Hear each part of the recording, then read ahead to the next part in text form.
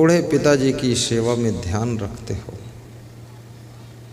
तो समझ लेना तुमने माया को जीत लिया है।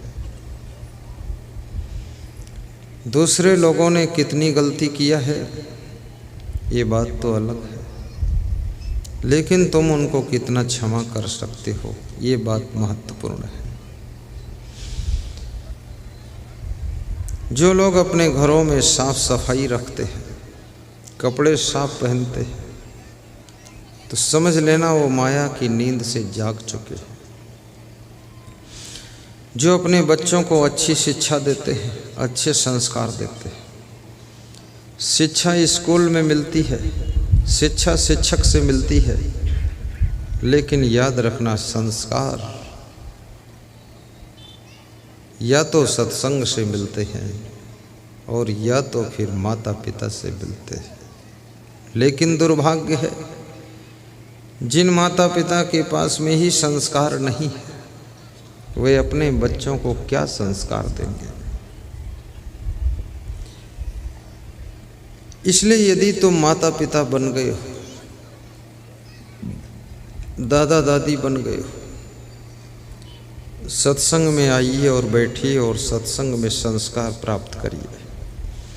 संस्कार केवल बचपन में नहीं मिलते हैं, संस्कार जवानी में भी मिलते हैं, संस्कार बुढ़ापे में भी मिलते हैं। जब तक जिंदगी है संस्कार जहाँ से मिल जाए वहाँ से लेना चाहिए। मैं बॉम्बे हवाई अड्डे पर उतरा, सुबह का समय था। हमारे भक्त जी गौतम पाटिल बॉम्बे के अपनी गाड़ी से मुझे लेने आ रहे थे। 10 मिनट लेट हो गए। हम लोग खड़े थे बाहर, 2 संत थे।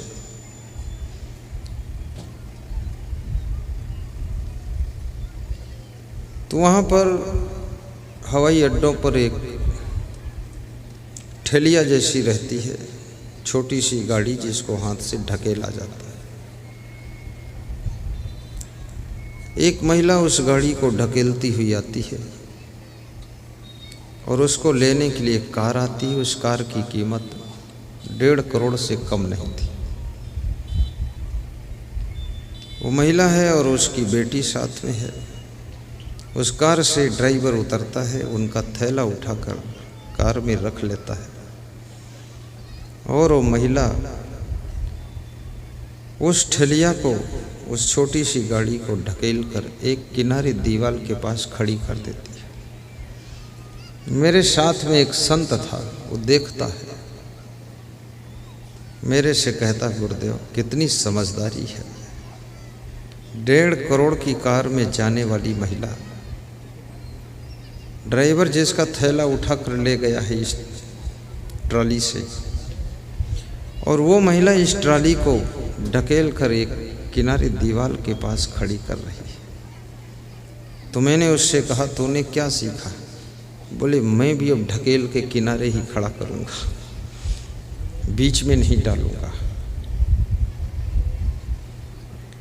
साधारण से साधारण आदमी कार्य कर रहा है, उसके कार्य को देख करके भी तुमको संस्कार मिलते हैं।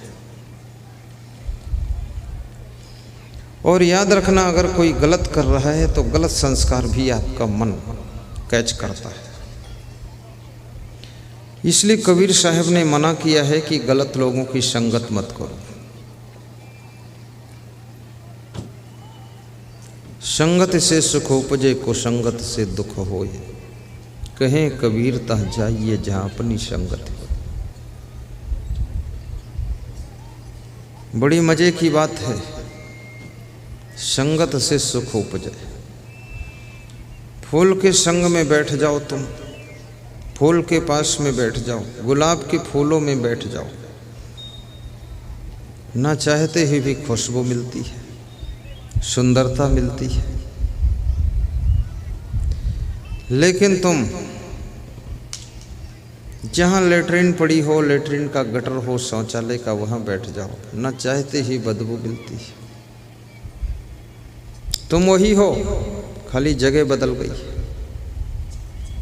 फूलों के बीच में बैठते हो, बिना प्रयास के खुशबू मिलती है, सौंदर्य मिलता है, मन प्रसन्न होता है।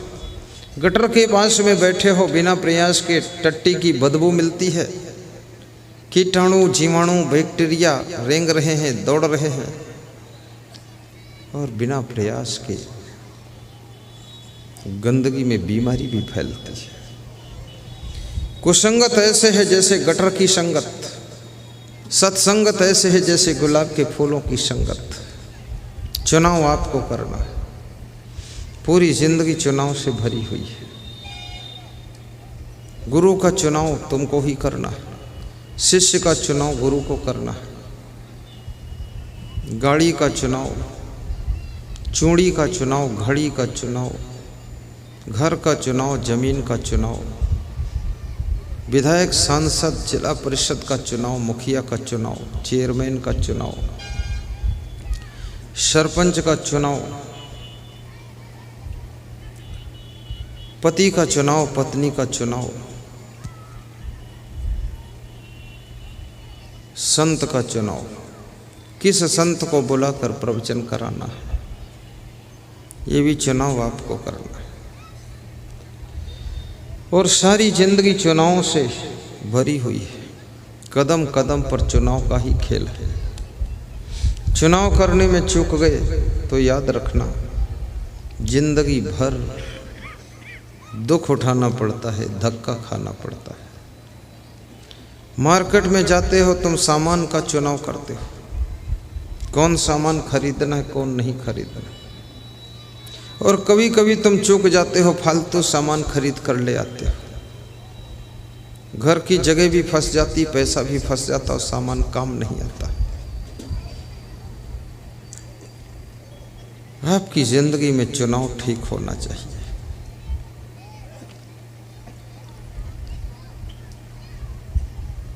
पति का चुनाव भी समझ बूझ कर करो।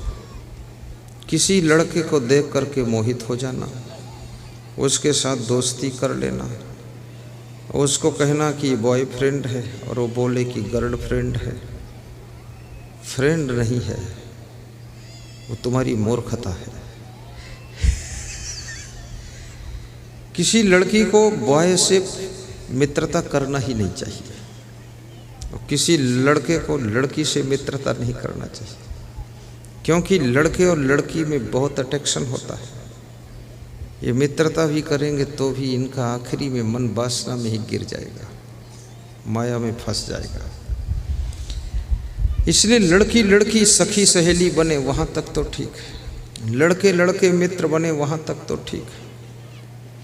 और यदि साधु बनना है तो साधु बन जाओ, नहीं साधु बनना है, और साधु बनने का अर्थ इतना ही है, ज़्यादा अर्थ नहीं है कि संसार की विषय भोग न करना, लंगोटी का पक्का होना, हनुमान जी बन जाना, ब्रह्मचारी बन जाना।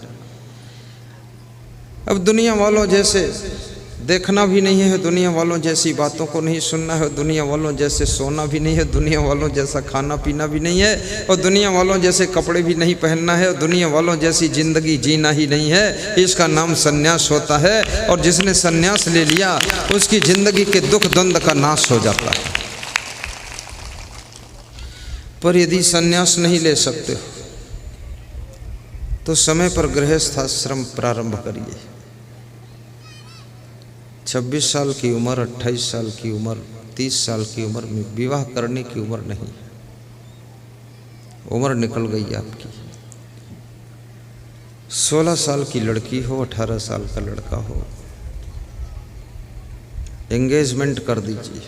एंगेजमेंट समझते हो, सगाई कर दीजिए, और 1-2 साल के बाद विवाह कर दिया। सगाई करने से भी फायदा, उस लड़की को भरोसा हो जाता है कि अब हमारे लिए पति मिल चुका है, लड़के को भी विश्वास हो गया कि हमारी पत्नी चुनाव की जा चुकी है। बस 1-2 साल बाद हम दोनों गंगा जमुना में स्नान करेंगे, गृहस्थी बसाएंगे, संसार बढ़ाएंगे। उनको पता चल गया। लेकिन जिनकी 26-26 साल उम्र हो गई, कैसे मन को रोकेंगे? रोज सत्संग भी नहीं मिल रहा। 30-30 साल उम्र हो गई, कैसे इस चंचल मन को रोकेंगे? कैसे इन तूफानी इंद्रियों को बस में करेंगे। रही पढ़ने की बात, पढ़ाई आपकी हो सकती है। पढ़ने के नाम पर तो मैं अब भी पढ़ता हूँ, इतनी उम्र हो गई पढ़ाई चालू है मेरी।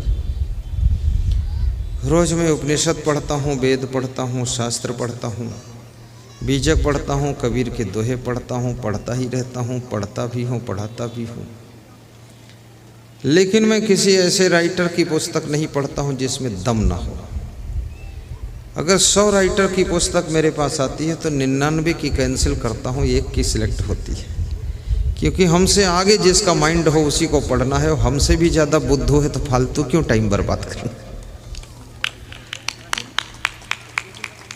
राजस्थान का एक व्यक्ति कह रहा था, लालचंद नाम है, कह रहा था आपके सत्संग में हम सब भाग कर इसलिए आते हैं कुछ मिलता है सत्संग में, अगर कुछ मिलता ना होता तो हम आते नहीं। आपका हर सेंटेंस बहुत अच्छा रहता है। वास्तव में जिसके सत्संग में कुछ मिलता है वहीं बैठने से सुनने से फायदा होता है, और जहाँ कुछ मिलता ही नहीं है टाइम पास करने से भी क्या फायदा। पर यह भी याद रखना, संत दी टूटी फूटी वाणी कोई बोलता है, टूटी फूटी मतलब बहुत उसकी भाषा ठीक नहीं है, बेचारा पढ़ा लिखा नहीं, लेकिन फिर भी ये ध्यान रखना, गन्ना टेढ़ा हो सकता है पर उस टेढ़े गन्ने से भी शक्कर जो बनती है वो मीठी ही होती है और नमकीन नहीं होती है। और बांस बहुत सीधा होता है पर उसके रस से कभी शक्कर नहीं बनती है। इसलिए साधु साधारण हो फिर भी उसकी वाणी शक्कर जैसी मीठी है, उसको सुनना चाहिए। आज अगर मैं आपको मिला हूँ तो ये सब संतों की देन है। ये पहले मिल चुके हैं आपको और इनके ही आशीर्वाद से हम मिले। ये तुम्हारी भूमिका, तुम्हारा प्लेटफॉर्म सब इन्होंने तैयार किया है। गांव-गांव में जा जा करके सत्संग सुनाया है, अपनी भाषा में समझाया है। इसलिए इन साधु संतों का भी ख्याल रखना। मैं तो आपका मेहमान हूँ, साल में एक बार आता हूँ मार्च में, और फिर लौट जाता हूँ तो 11 महीने आता ही नहीं। इस बार पहली बार मैंने 2 महीने का टाइम बिहार झारखंड के लिए दिया है, मार्च अप्रैल। तो कोरोना ने कहा कि तुम 2 महीने क्यों दे रहे हो, बंद करो। मैं आ रहा हूँ, तुम्हारा प्रवचन होने नहीं दूंगा। मैंने कहा तू मत आ, मैं बंद कर दूंगा, लेकिन तू बिहार में मत आ, तू उधर ही रह, बड़े बड़े नेताओं का स्वागत कर, इधर मत आ। हम सब गरीब लोग तेरी चपेट कहाँ रोक पाएंगे। वीआईपी है तो वीआईपी लोगों के पास जा। पर मैं तो शुभकामना करूंगा कि हमारे देश के किसी नेता, मंत्री, minister, doctor, engineer, SP, collector आदि अधिकारी, कर्मचारी, पुलिस अफसर और सामान्य जनता के लोग, उद्योगपति, बिजनेसमैन, व्यापारी, कर्मचारी और हमारे किसान और मजदूर लोग किसी को बीमारी ना आने पाए, और सभी लोग काली मिर्च एक सुबह और शाम खा लेना, एक लौंग सुबह शाम खा लेना, एक लहसुन की कली सुबह शाम खा लेना, आधा चम्मच हल्दी और सुबह शाम काढ़ा बनाकर पी लेना, पानी में डालकर खौला करके, और उसी में गिलोय डालकर खौला कर पी लेना, उसी में सौंठ, उसी में अदरक, उसी में सब काली मिर्च सब डाल दो, और उसी में थोड़ा सा गुड़ और पी लो। कोरोना आएगा नहीं, कोरोना भी तुम्हारा काढ़ा पीकर खुश होकर चला जाएगा कि अच्छा पिलाया आपने।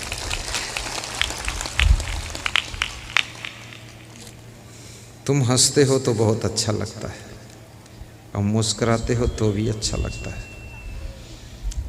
और जब तुम सीरियस बैठते हो तो ऐसा लगता है कोई भूत प्रेत चुड़ैल बैठे। इसलिए सीरियस मत बैठना, थोड़ा थोड़ा होंठें खोल देना। मैं आपके दांत नहीं उखाड़ूंगा, पक्का बता रहा हूँ। थोड़ा थोड़ा हंसते रहना। हंसना कृष्ण का स्वभाव है, मुस्कुराना राम का स्वभाव है। प्रसन्न रहना कबीर का स्वभाव है,